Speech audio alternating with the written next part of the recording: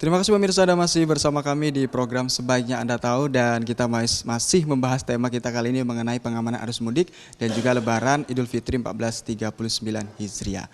Baik Bapak, kita kembali lagi mengenai tema kita, tapi yang ingin saya tanyakan ini bukan tema kita, agak sedikit melenceng karena memang ini isu yang sering berkembang di masyarakat dan juga lagi booming Pak, mengenai teroris.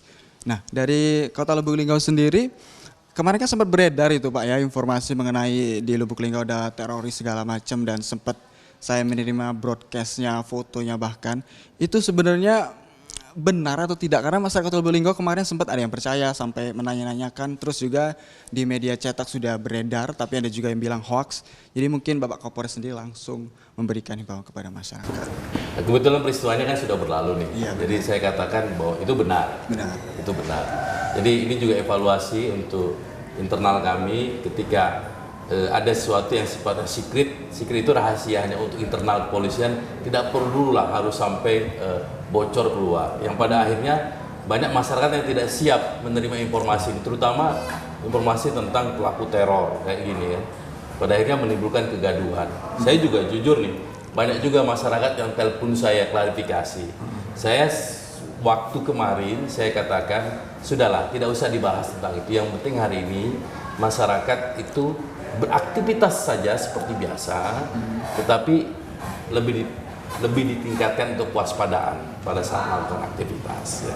Dimanapun ketika saya ketemu dengan teman-teman yang utamanya lurah, camat, saya titip pesan bahwa hari ini ancaman yang kita hadapi salah satunya adalah terorisme. Tolong diaktifkan kembali yang namanya, dulu kita pernah kan tertulis di setiap ketua RT itu ada tuh 1 kali 24 jam kamu wajib lapor. Ya, tolong itu diaktifkan kembali. Yang kedua, pos kamling kita diaktifkan kembali. Yang ketiga, tolong lakukan pendataan kepada kos-kosan, kepada rumah kontrakan. Ini kan bukan orang yang permanen, bukan orang yang di situ yang tinggal, orang yang silih berganti. Tolong itu dilakukan pendataan. Yang keempat, ketika mendengar ada komunitas-komunitas tertutup melakukan pertemuan, pengajian, atau apa saja yang tertutup nih, eksklusif, datangi. Ya, datangi, ajak silaturahmi. Mudah-mudahan itu bisa membuka simpul-simpul sehingga tidak terjadi hal yang tidak kita inginkan. Berarti untuk saat ini khususnya masyarakat Lubuk Linggau tidak perlu khawatir, ya. Insya Allah tetap kondusif. Nanti kalau ada hal-hal yang tentang peristiwa ataupun pelaku teroris di Lubuk Linggau pasti kita akan kasih tahu. Baik Bapak, kita beralih ke tema lagi untuk keselantas ini karena berhubungan arus lalu lintas. Biasanya kan malam takbiran, malam atau menyambut Hari Raya Idul Fitri itu kan biasanya Kota Lubuk Linggau sendiri, walaupun memang kalau hari-hari biasa tidak begitu macet, tapi pas malam takbiran itu yang saya rasakan sendiri, itu biasanya memang sangat padat sekali di beberapa titik.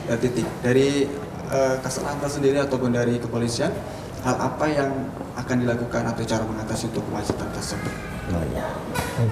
Untuk malam takbiran yang akan dilaksanakan nanti, memang volume kendaraan pasti naik karena semua umat muslim akan merayakan kemenangan mereka.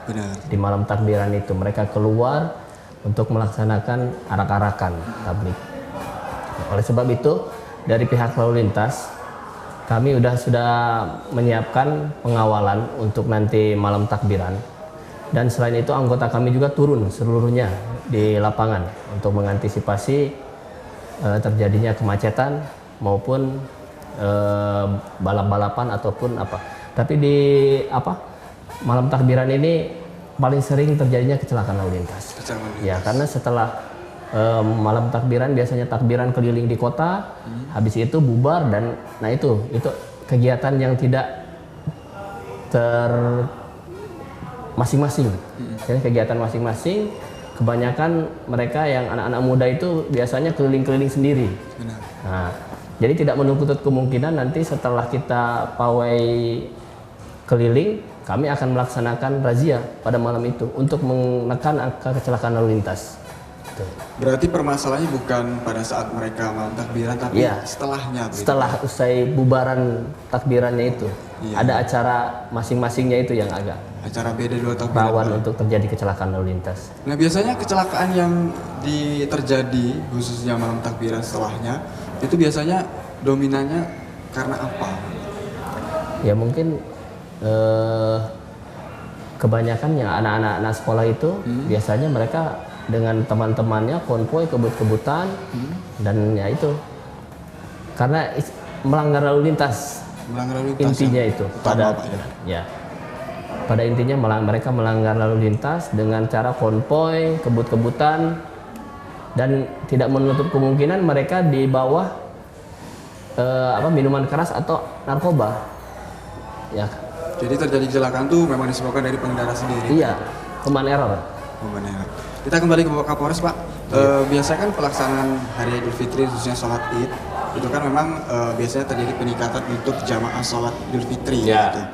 Apakah dari polisi sendiri memang sudah menyiapkan pasukan khusus untuk mengamankan masjid tersebut atau memang ya biasa-biasa saja karena terbilang aman atau bagaimana? Pasti dong, kita pasti akan menyiapkan personil pengamanan karena memang momen perayaan sholat Id itu adalah momen kemenangan bagi umat Islam yang setelah selesai melaksanakan ibadah puasa. Dan banyak juga nanti kita terima laporan bahwa kegiatan sholat itu tidak hanya di masjid sholat idnya, tapi juga ada yang di lapangan dan lain sebagainya. Ini nanti pasti kita akan turunkan personil pengamanan baik secara tertutup maupun terbuka di setiap lokasi itu. Di setiap lokasi. Ya, apakah di masjidnya ataukah di lapangannya. Ya. Nanti kita secara berjenjang, jika memang itu di Polsek mampu menghandle kegiatan di wilayahnya, kita akan berikan tanggung jawab pengamanan kepada Kapolsek. Tapi ketika mereka merasa kurang personil, kita akan dorong kekuatan dari Polres. Tapi ketika Polres juga kekurangan, kita akan minta bantuan personil. Kita punya Brimob loh di sini, punya detasmen Brimob. Kita bisa minta BKO dari mereka untuk pada saat hari itu saja untuk sama-sama dengan Polres mengamankan kegiatan sholat itu. Dan biasanya kalau dari tempat ibadah masjid atau lapangan untuk melaksanakan sholat Idul Fitri itu ada berapa sih Pak jumlah anggotanya yang diterjunkan ke lapangan? Biasanya kita tergantung dari potensi kerawanan yang kita hadapi. Kalau memang itu jumlah jamaahnya kita prediksi sedikit, maka personelnya pun kita kirim juga sedikit. Kalau besar, mesti seperti di Asalam, itu kita akan lebih besar. Bisa sampai 10 sampai 20 orang. Intinya adalah bagaimana kekuatan pengamanan yang kita berikan itu sesuai dengan objek ataupun tempat yang akan kita amankan. Iya. Untuk Kota Lubuk Linggau sendiri Pak, sebenarnya ada sih Pak tempat-tempat khusus yang maksudnya diperbedakan pengamanan, mungkin diperketat dari segi anggota yang lebih banyak atau bagaimana, ataukah di Lubuk Linggau sendiri masjid atau tempat ibadah yang biasa dilaksanakan untuk Idul Fitri itu sampai saat ini sama rata atau bagaimana? Saya kira itu tadi kriterianya adalah lokasi pengamanan kita di mana. Yang kedua, prediksi orang yang akan sholat itu banyak atau sedikit. Nah, itu dua hal itu yang menjadi kita dasar pengambilan keputusan berapa jumlah personil yang akan kita turunkan untuk mengamankan kegiatan sholat itu. Ya, jadi kita tidak bisa menentukan masjid ini harus 10 padahal nggak tahu yang datang ke situ cuma orang 50 jamaahnya. Kan tidak mungkin.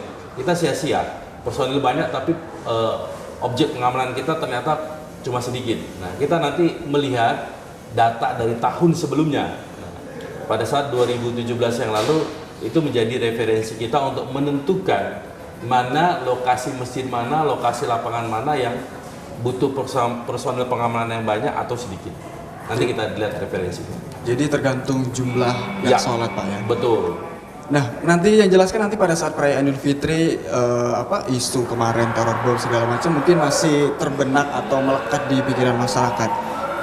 Kira-kira ada tidak Pak cara agar masyarakat itu menjalankan ibadah seperti Lebaran tahun kemarin tidak terbebani dengan teror bom segala macam? Tipsnya apa? Oke. Jadi kembali lagi tadi saya menghimbau kepada seluruh masyarakat, khususnya masyarakat Kota Lubuk Linggau, tidak usah khawatir tentang isu teroris. Kepolisian sudah mengantisipasi itu. Masyarakat pasti tahu yang namanya Detasmen 88. Tim ini sudah bekerja, sudah bekerja. Jadi nggak usah khawatir, yakin dan percaya saja Lubuk Linggau aman.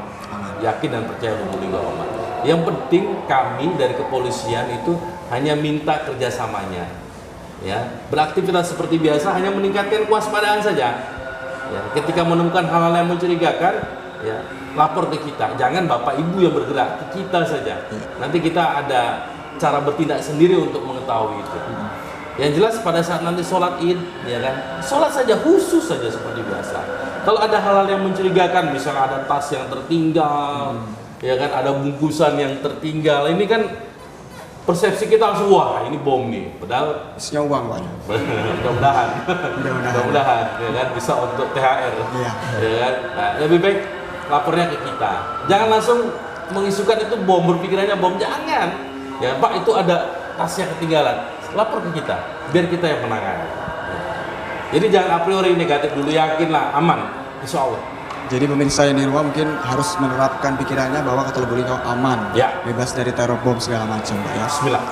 Nanti kan perayaan Idul Fitri itu kan kebanyakan dari sekolah atau pihak instansi lainnya mereka menerapkan libur. Kalau dari Polres Lubuk Linggau sendiri dari segi kinerjanya ataukah ada perbedaan dibandingkan hari raya sama hari biasa gitu? Ada Pak ya? pertanyaannya, kalau hari raya itu masyarakatnya libur nggak?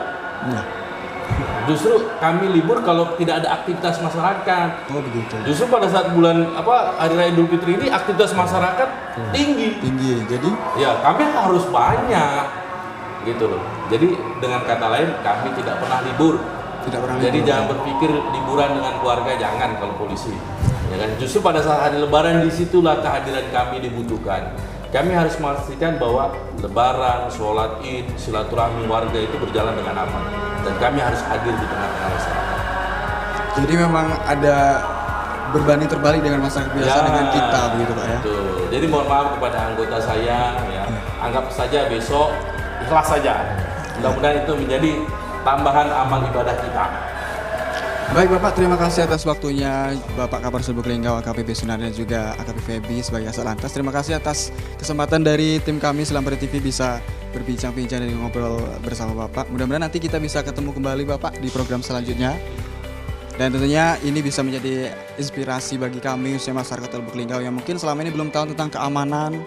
Jadi dengan menonton program ini mereka lebih tahu Pak ya. Terima kasih sekali lagi Bapak. Ya pemirsa, demikianlah tadi acara program Sebaiknya Anda Tahu, dan tentunya terima kasih banyak atas pemirsa Selamat TV yang selalu setia menyaksikan program kami, dan mudah-mudahan apa yang disampaikan Bapak Kapolres dan juga Kasat Lantas bisa menjadi inspirasi kita bersama tentunya untuk warga Kota Lubuk Linggau dan sekitarnya. Saya Mulyadi beserta aku yang bertugas mohon pamit undur diri. Assalamualaikum warahmatullahi wabarakatuh. Sampai jumpa.